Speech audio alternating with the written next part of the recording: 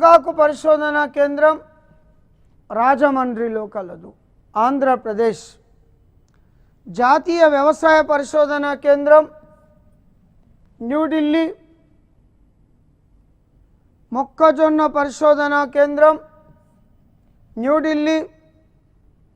Barley, గోధుమ, పాల పరిశోధనా కేంద్రం కర్నల్లో కలదు, కర్నల్, హర్యానా.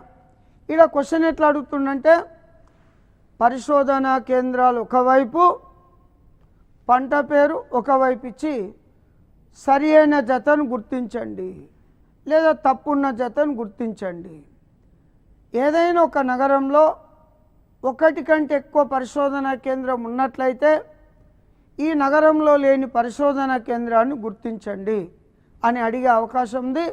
చాలా కాంపిటేటివ్ ఎగ్జామ్స్లో ఈ రకమైన క్వశ్చన్స్ రావడం జరుగుతుంది.